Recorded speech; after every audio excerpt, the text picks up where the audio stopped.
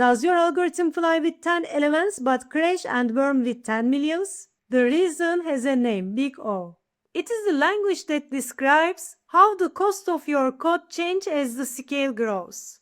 Big O tells us how an algorithm runtime, time complexity, and memory usage, space complexity, will grow as the input size and increases.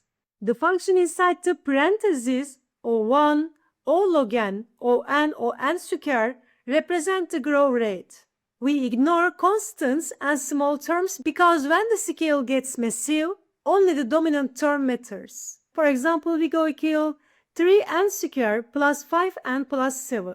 The result will be O(n square. We'll ignore the constants and we'll ignore the smaller terms, leaving only n square. Imagine you are in an interview, you write an n square solution, nested loop.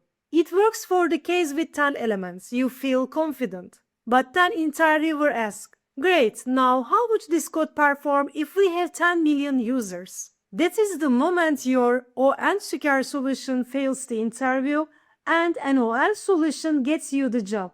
Because for 10 users, O(n equals 10.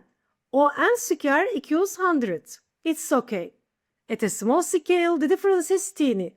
At a large scale, it's a difference between success and failure. Let's meet the family, from best to worst. O1, O log n, O(n, O(n log n, O(n square, and O to the power n. There are always two costs, time and space. Sometimes you have to make a trade-off. Classic example is a hash map.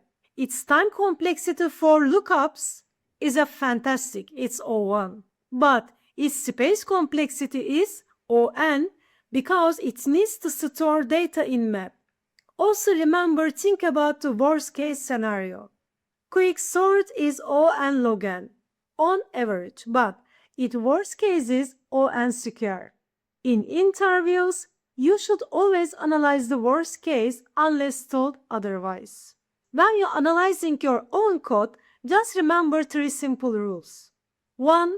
Drop the constants, keep the dominant term. O2n square is just O(n square. Add, don't multiply. Two separate for loops are O(n plus O(n), which is still O(n).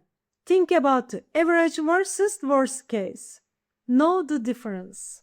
To summarize, Big O is the map of your code performance against scale.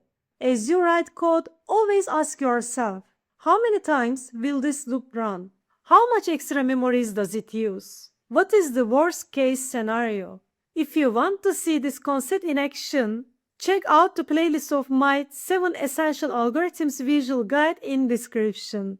Subscribe so don't miss what is next. Thank you for watching, friends. Don't forget to like, subscribe and leave a comment. See you in the next one.